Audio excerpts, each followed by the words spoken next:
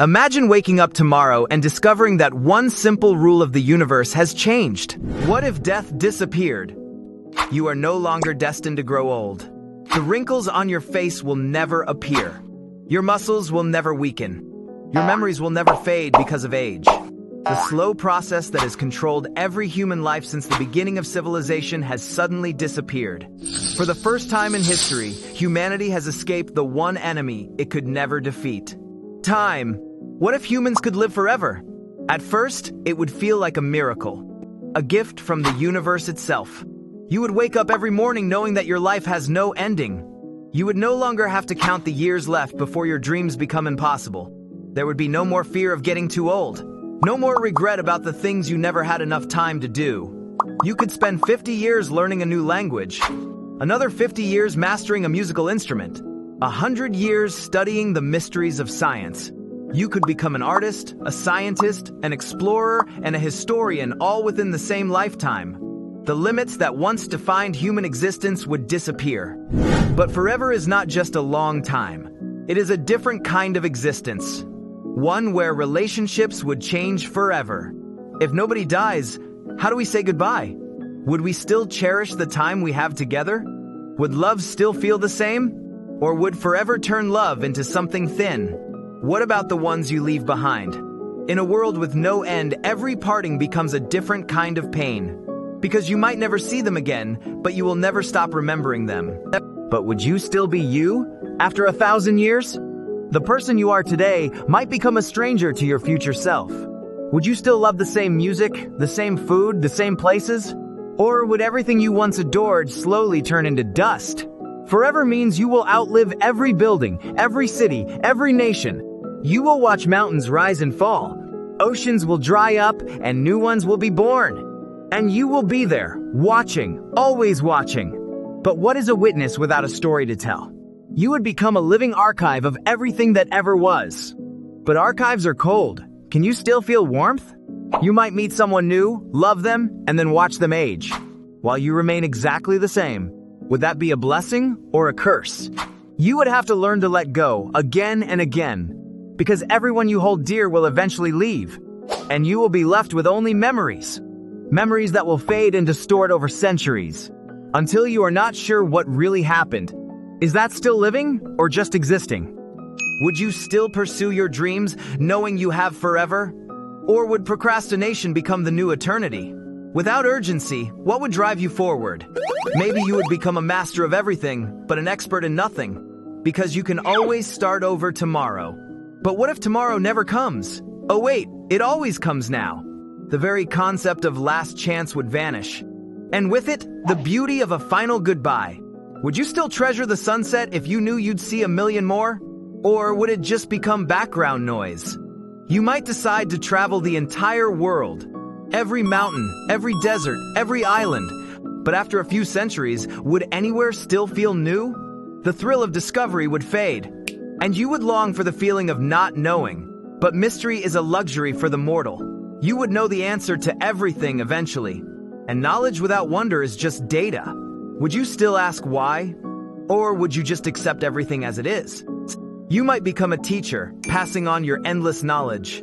But would anyone want to learn from someone who has seen it all? Wisdom without empathy is just cold advice. Can you still feel what others feel after so long? Or have you become a statue of your former self? Forever would test your patience like nothing else. Waiting would become your full-time occupation. You would wait for rain, for spring, for a friend's return. But some things never come back. And you would have to learn to live with that forever. Society would change. Families would become sprawling dynasties. Generations would overlap in confusing ways. Who would be the parent, the child, the grandchild? Titles and roles would lose their meaning. You might outlive your own children, and their children, and theirs. Would you still call them family? Or would family become just another word? You would witness the birth of new traditions and the death of old ones. But would you still celebrate anything? Celebration requires the rarity of time. You might decide to write your memoirs. But where would you begin, and where would you end? Your story would have no arc, no climax, no resolution. It would be a flat line, stretching into nothing.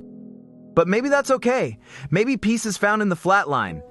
No more highs, no more lows. Just being. But is that living, or is that just lasting? Maybe you would choose to forget. To wipe clean the slate and start fresh, like a new child. But can you truly forget when forever is your witness? You would ask yourself, what is the point of all this? If there is no finish line, why run the race? Maybe the answer is not in the destination, but in the movement itself. Even if the road never ends, each step is still a choice. And choice is what makes you human. So even in forever, you can still decide who you want to be. You can change, evolve, transform. Forever doesn't have to be a cage, it can be a garden. You just have to keep planting seeds. And every seed is a new possibility. You might find joy in the smallest things. A drop of dew, a ray of light, a child's laugh. Because in forever, the ordinary becomes extraordinary.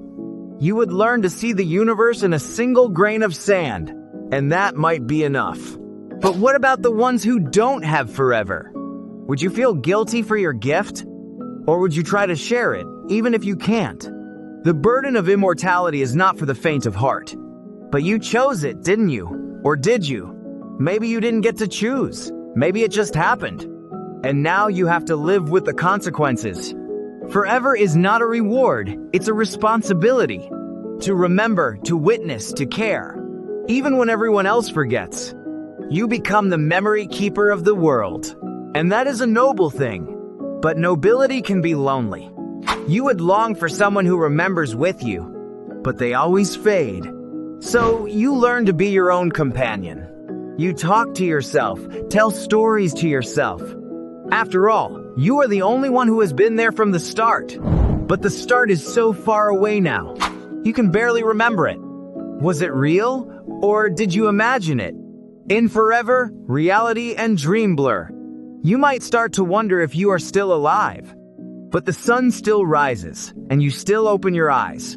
So you keep going, because that is what you do. And maybe, just maybe, you will find others like you. Not many, but a few. And in that shared eternity, you find a new kind of family. Not bound by blood, but by time. And you realize you are not alone. Forever becomes a shared journey, not a solitary sentence. And you think, maybe this is what it was always meant to be. Not an escape from death, but an embrace of existence. So you live, truly live. Because forever is not a curse. It's a chance to love, again and again.